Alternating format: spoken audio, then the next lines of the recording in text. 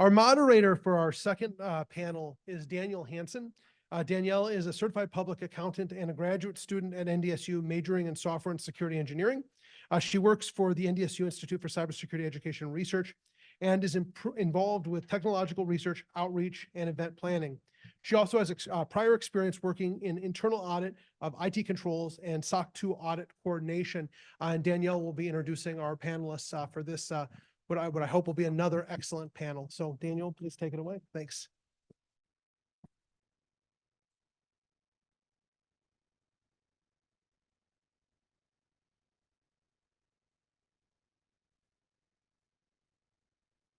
Thank you. So I'll introduce the panelists here. There is Jerry Rostad, Patrick McCloskey, Frances Martinson, and Sherelle Woodley. I'm not sure if we have Sherelle on yet. She's joining us online here. But Jerry Rostad is the Vice Chancellor for Strategy and Strategic Engagement for the North Dakota University System. Prior to that, he was an assistant CIO for many years with Core Technology Services of the North Dakota University System. More recently, Jerry has been working with NDUS Chancellor Mark Hagerott on the Dakota Digital Academy, NDUS initiative that is focusing on the changing demands and opportunities associated with the rapid digitization of our economy and society. In addition to his day job, Jerry is serving his second term on the Fargo Park Board and is a Navy captain after serving 28 years in the Navy Reserve. Patrick J. McCloskey is the director of the Social and Ethical Implications of Cyber Sciences at the North Dakota University System and serves as the editor of Dakota Digital Review. Previously, he served as the director of research and publications at the University of Mary and editor of 360 Review magazine. McCloskey earned a BA in philosophy and political philosophy at Carleton University and an MS in journalism at Columbia University's Graduate School of Journalism. He is also a graduate of USAF retired Colonel John A. Warden III's Strategic Planning Academy. McCloskey has written for many publications, including the New York Times, the Wall Street Journal, National Post, and City Journal. His books include Open Secrets of Success, The Gary Tharaldson Story, Frank's Extra Mile, A Gentleman's Story, and The Street Stops Here, A Year at a Catholic High School in Harlem, published by the University of California Press. Frances Martinson is a PhD student with North Dakota State University, a network engineer and cloud solutions architect. Frances's interests are in artificial intelligence, machine learning, data science, cloud computing, and software engineering. He is a member of the North Dakota State University chapter of the Honor Society Phi Kappa Phi. He calls himself the Jack of many passions as he finds himself on a day impacting students via faculty responsibilities, helping high-profile companies resolve technical IT issues, or even managing a team of highly motivated individuals to offer the best customer experience. His experience has fallen within so many sectors, and in the last decade, he has contributed meaningfully to the field of education, banking and finance, information and technology, and customer experience. Frances primarily mentors a group of passionate IT students across 3 continents, and it is his hope that they will greatly impact the future of science and technology. Sherelle Woodley, also known as Relly Habibi, is a valued and experienced creative servicing the world of high-quality event production, servicing projects like runway, editorial photography, graphic and floral design, artist showcases, music festivals, galas, award ceremonies, conferences, and more for clients. In addition, she represents and works with individuals in the entertainment and creative industries, as well as women empowerment leaders and motivational speaker as a self-made public relations specialist and creative consultant. Her successes have contributed to her most recent co-design project with YouTube and Dope Labs, and as the director of artist management / creative and experiential director as YouTube creates their next generation of avatars, filters, and effects for underrepresented communities. Relly has served as a social publicist, designer, or event manager for mainstream celebrity clientele such as the Jay-Z curated Made in America Festival, Miami Swim Link, the Grammys, Crystal Bailey Productions, and more. She is passionate about fostering relationships in an effort to support the beautiful culture of the arts and entertainment industry.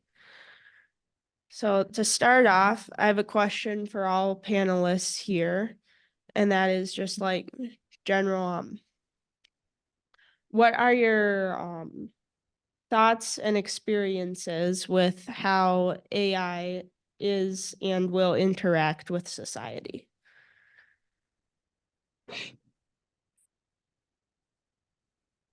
Go first.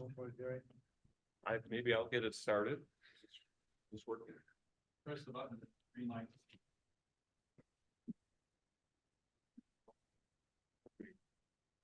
There we go. So I'll approach it from AI and digitization in general. And, you know, I've been working in technology most of my adult career, and to see what's happening from a societal perspective on the human being, I'm concerned about a number of things. You look at today's, you know, when I grew up, we had 3 channels on a TV, and the TV weighed about 2 tons. It sat in the living room as a piece of furniture. Today, you know, last week I was visiting my son and his family.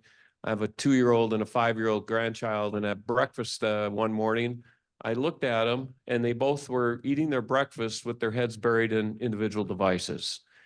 And so when you think about the ability to interact and talk and socialize, it's not getting done. And with the Dakota Digital Academy, we have become a partner with a group called TechND in North Dakota. It's an association looking to evolve technology across the state. And so we're like the educational arm of TechND. They're our workforce generator for higher ed. And we did a survey with TechND, you know, to see what kind of skills they needed for today's graduates, so today's students that are leaving higher ed and going into the workforce. And, you know, I was wondering, well, are they going to want programmers? Are they going to want cybersecurity people? What do they need? And it came back resoundingly. They need people that graduate that have soft skills, people that can communicate, connect, collaborate. So, you know, when you have your 2-year-old and 5-year-old grandchildren with their heads buried in their device, and, you know, I can go on and on and on about that, we've got a problem. And so, you know, I, as an elected official for the Fargo Park District, I'm thinking Parks and Recreation is a great place and a great opportunity to step up and start filling the void. You know, what a better way to, you know, go for a walk in the park with someone you love and you know, talk about things. Kids playing at the playground, kids playing in recreational activities, going to art classes. You know, those are some opportunities that I think we need to, as a society, start to emphasize, because, you know, when you think about digitization of our society and AI specifically, people are losing that social skill. So. Yeah, I would want to just continue from where he ended. I'm a fan of AI. I believe in the integration of AI into society, because I believe that's the only way we can actually marginalize our own conception about what AI is about.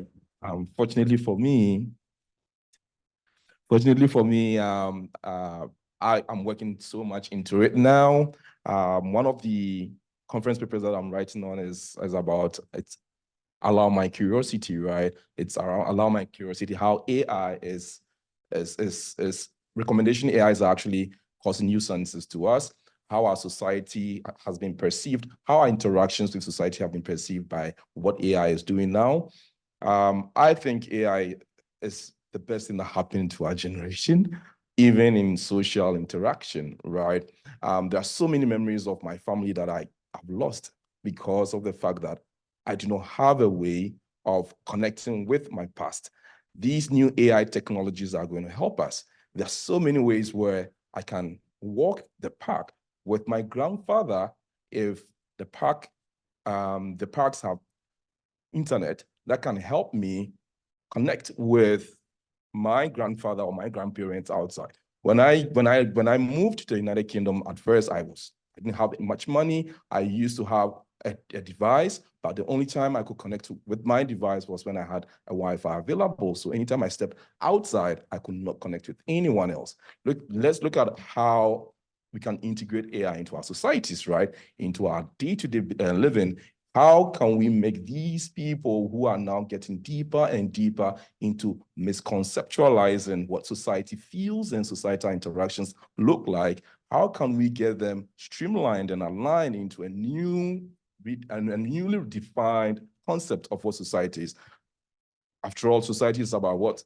Human systems, institutions, and then any other interactions that would help us. So having a totally big gulf between what we perceive to be society and what society has been perceived by our new generation regarding AI is going to cause so much chaos, and it's going to cause so much rebellion, right? And that's where you call your kids, you call your grandparents, you call your father to come out and work with you, and then he locks himself.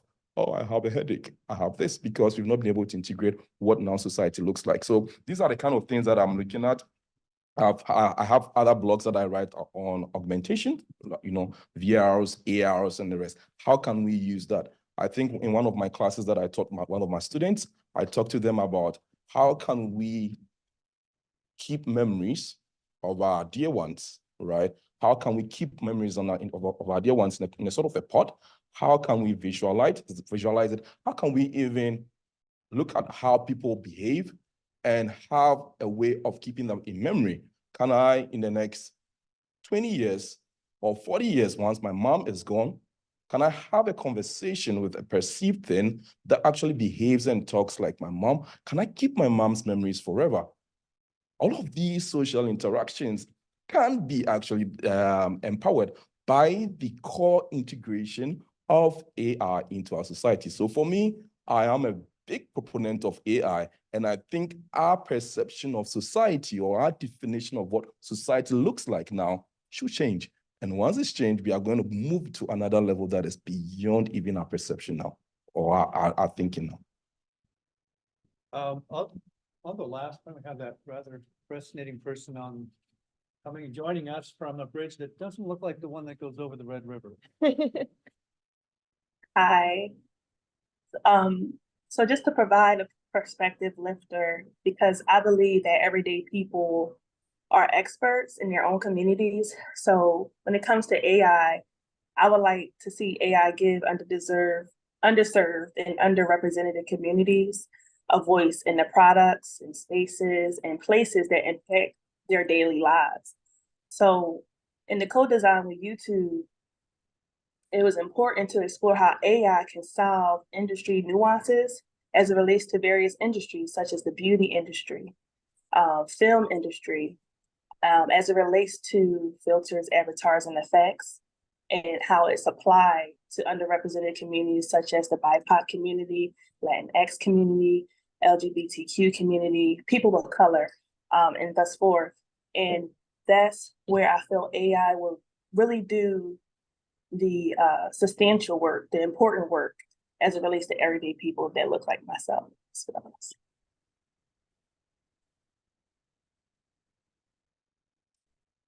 Thank you. For society and AI, I think we're looking at, it's kind of like a double-edged sword of Damocles hanging over us, in the sense that every single thing that we can look at has massive capacity for good and for benefit. Like the mRNA virus technology can be used to attack cancer. There's massive sorts of applications in medicine, for just as one example, ways to work on Parkinson's that cost $20,000 versus hundreds of thousands of dollars. And these can be scaled up across our society eventually and across the world. At the same time, the same technologies can be used for great harm. And I think, the question really is, what are our fundamental values of us as individuals and as a society, such that we are going to use it for good a lot more than for bad. And that's, I think, the fundamental question. I was watching Domina, which is I don't know if you've seen it, it's a series about ancient Rome. And there's a scene in there, it's actually fairly historically correct, where a woman gives birth and then presents the child to the father. She just presents in her hand, although historically would have been put on the floor. And that's where the expression raising up a child comes from, because then the father decides whether the child will actually live or die or be accepted into the family or literally thrown into the dung heap. Now, we don't want to go back to that sort of world where an individual or a group of individuals or a technocracy has that sort of power over an individual or a group. We want to maintain what we've accomplished in Western civilization, which we all agree with, I think, whether or not we come from the West, and that is that we all as individuals have intrinsic value, and that's the basis of human rights. And we want to mitigate and balance those sorts of concerns and uses of AI against the immense power that it gives, as we can see with big tech, et cetera, such that we are able to use it to empower people and not merely cede more power to those already in power, and the temptation is, of course, in that direction. We can see that with surveillance. We can see that with censorship. We can see that with wealth transfer through COVID, et cetera. So we're going to have to work really hard to strike the right balance, because at the same time, all of those big power centers, whether it's government or big tech, also need to be empowered themselves, because we need to innovate quickly. We have competitors in the world. So it's really a paradoxical situation, which is not easy to navigate, but I think that's what lays before us.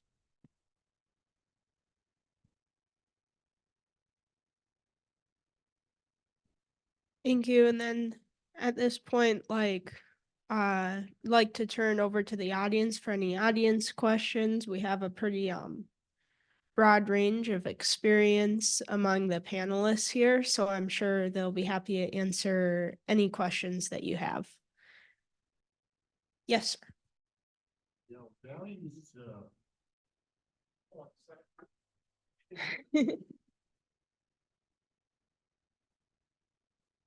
To add what you just said, Doctor, and I want to thank this entire group here. I can see that for a person that still doesn't know how to operate a cell phone, that this might be above my entry level. In looking at how things have become polarized, that word has been used by the previous panel to differentiate the class from those that are looking for excellence versus those that want to get by or preoccupied or don't have the time. We've also become very politicized. And that, of course, entails censorship. I remember hearing a guy when I went to undergraduate, not in person, but he was a Canadian professor by the name of Marshall McLuhan. And he wrote a seminal book called, I think it was The Medium is the Message. So when we talk about what is the affect or effect, we have to start out with values. Who determines the values? Which means this is the ideology we're going to systematize. And that soon becomes a narrative, whether it be a running, evolving, any number of adjectives. As with anything, there's sort of a binary outcome of good and not good. This is the concern I have is that when we've looked at the past, say, decade, when something gets out of control or is controlled excessively, all of a sudden there's a loss of fill in the blank. So my concern is, it would seem like this is going to have to be so carefully developed. And unless there is some kind of a value system or a sense of, shall we say, virtue, nobility, all these words that are sort of classical, it seems like this is something that's going to be very difficult to control and possibly be irreconcilable or reversible.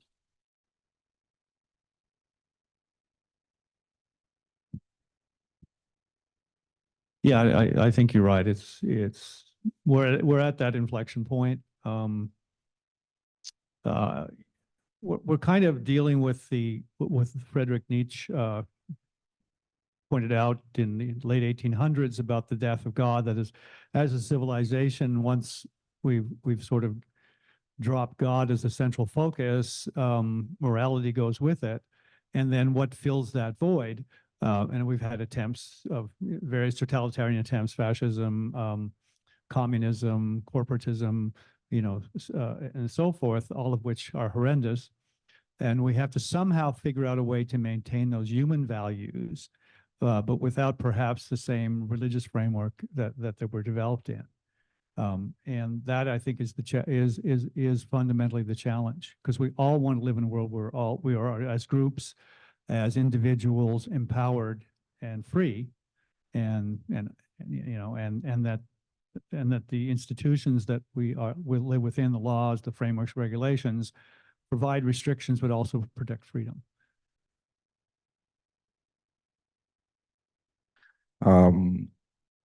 This reminds me of a proof of concept for my PhD dissertation.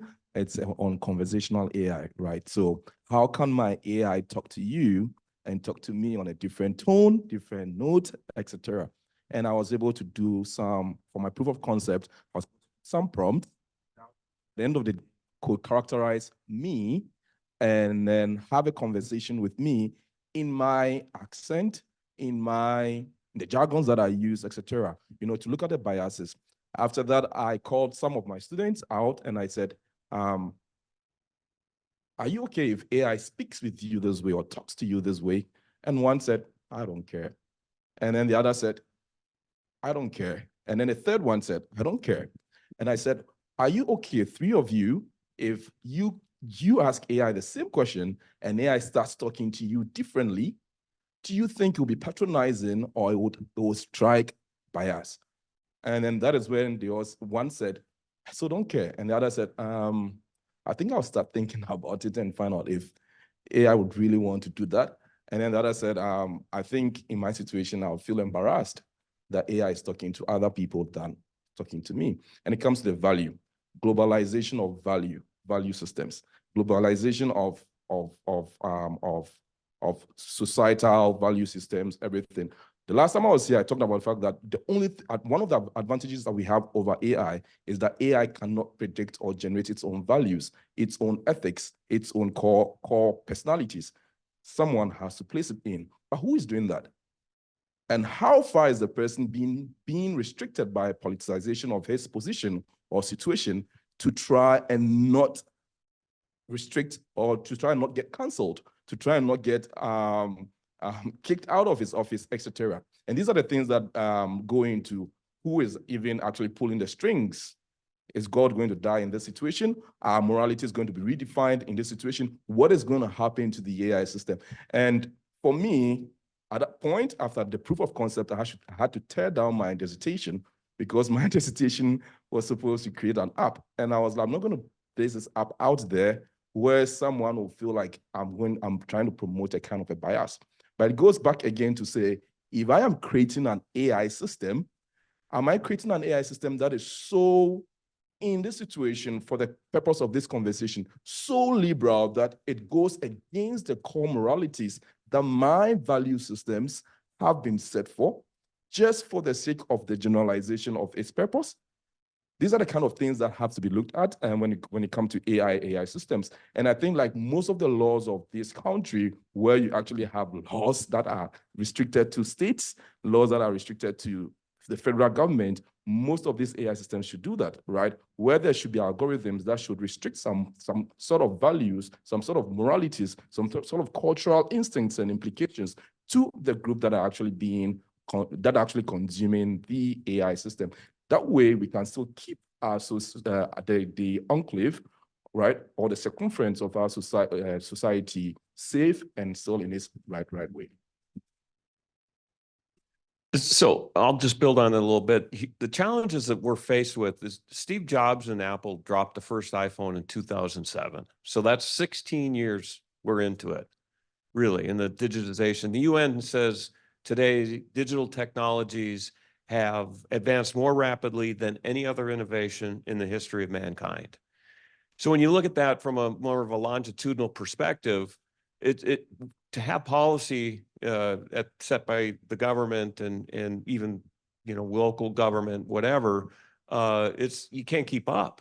So we don't have policies; they're lagging. And so you talk about control. How do we control this? And the genie's out of the bottle. And, when you think about control too, and the fact that, who's making the control, we've got, our world is politicized. It's clearly a result, in my mind, at least, from the digitization of society, that we've become more polarized as a society, because now we can find groups that are like us. They may not live in our local community, but they're out there on the internet somewhere.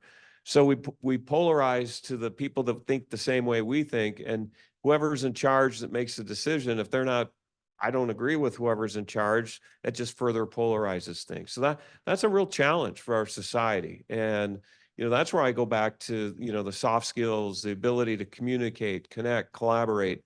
Those skills are lost on what's happening with digital technologies.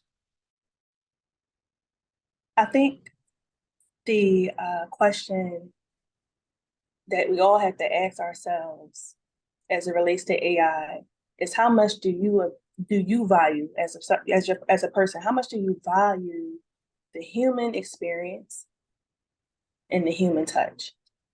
So even if you're talking about digital storytelling, interviews, focus groups, ciphers, large or small scale quantitative studies, the original source is the human being. Yes, you can use these AI platforms such as ChatGPT and to create a resume or provide research for a study paper. But at the end of the day, it all stems from a human experience, and it all stems from a human person. So I guess, again, it's how much do you value the human touch, the human experience as it relates to artificial intelligence and everyday people. The community responses to technology is always essential to any work, any industry. And that's just my personal take on it. All right, it looks like we have a few questions in the chat that we can maybe get through quickly here before lunch. Do we? Yeah, I can read them off. Yeah. Okay, yeah. Good. I So can't see the before chat. we jump to that though, Cheryl, did you want to tell us a little bit about one of your projects? I know that was something you had mentioned beforehand. I don't want to run us completely out of time. Did you want to talk for just a second about some of the stuff you're doing? Yes. So the first co-design project with Dope Labs and YouTube involving AI was the beauty industry. So historically, the beauty industry has completely erased a whole spectrum of melanated people when it comes to their products in store and out and online, right? But with AI, it goes farther than that. So how are the filters looking on Instagram and all the digital social platforms as it relates to beauty? So as we know, filters usually enhance some of the facial features of your eyebrows, your cheekbones, your lips, right? But certain filters do not look really great on melanated people like myself. They make us look a little grainy or ashy, if you will. It doesn't look good. But those beauty filters oftentimes make melanated people like myself look, how would I say, what really appeal to Western beauty standards. So you may have a filter that kind of minimizes the nose, taking away the Afrocentric features of the nose, because Afrocentric people usually have wider nose, fuller lips, high cheekbones. These filters kind of minimize those features to make it look more appealing to Western beauty standards. So those are the things that we have been exploring to solve the nuances within the beauty industry. Even when you move on to movies and film, that industry, there are certain grades of filters that they use on film and in movies that doesn't really make underrepresented communities look good on film. They have like a green filter to it. Even if you say you're going to make a Spike Lee movie, right? And you're going to use a filter grade, a film grade of a Spike Lee movie. And you have to be cognizant of how melanated people look in that realm on film if you want to use a green filter, black and white filter, or a California-esque filter for that particular video or film. So these are the things we're exploring and using AI for to explore the nuances in those industries. So that's some of the work that I've been doing.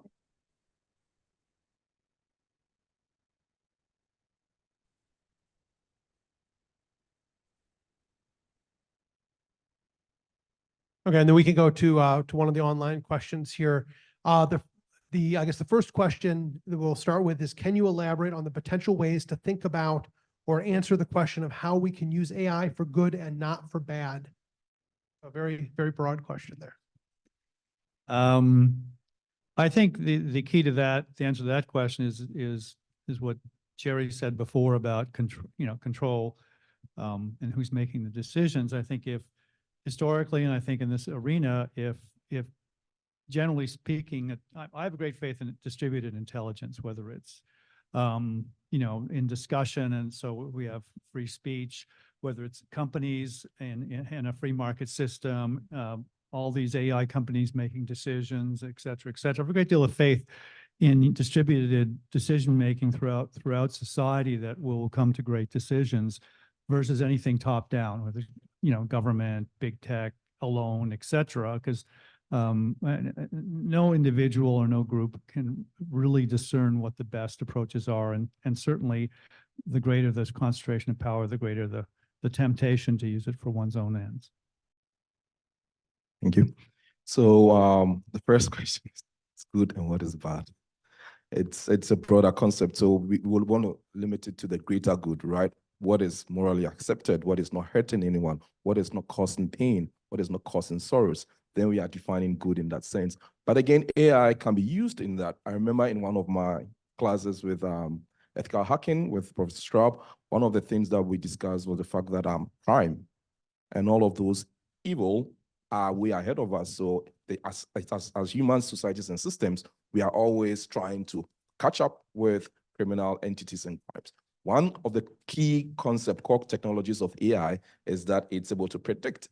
The more accurate AI predicts the next 2 steps of another intelligence, be it human or opposing AI, we can actually prevent it. So we actually leverage not only limited and cheaper resources to prevent evil, but we also actually are able to have an opportunity to catch and then prevent evil from even happening in the first place.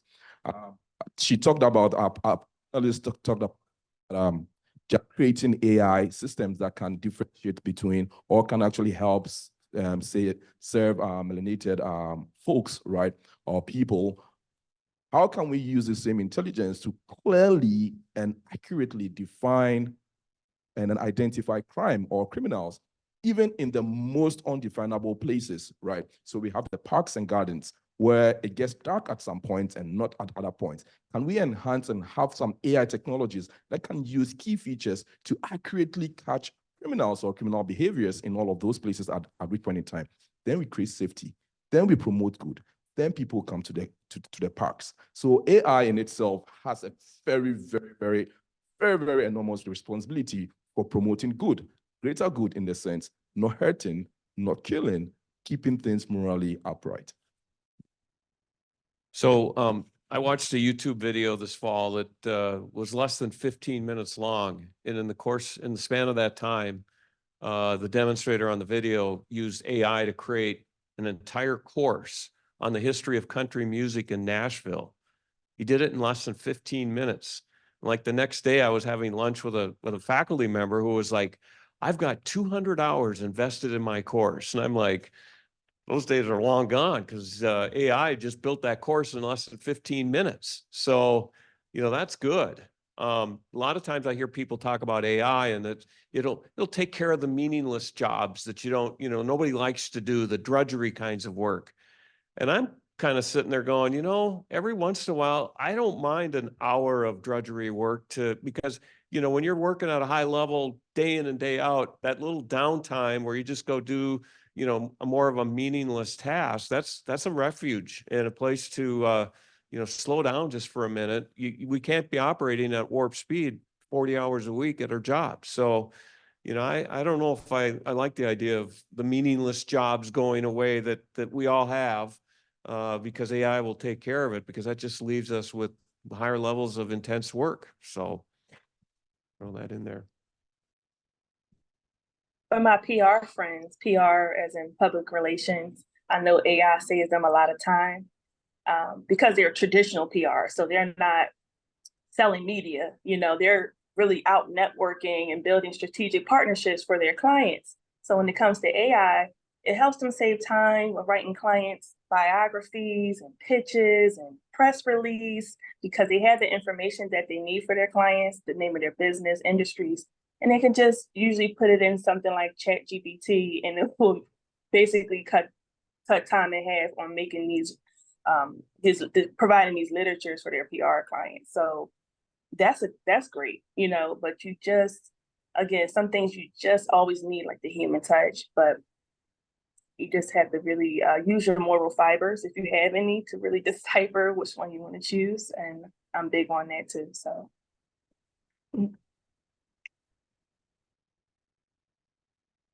Thank you. Is it time for lunch, or do we have time for one more question? One more panel. After the next panel. All right. It looks like it's time for the next panel. So thank you, everyone, and thank you to our panelists for coming and sharing their thoughts with AI in society.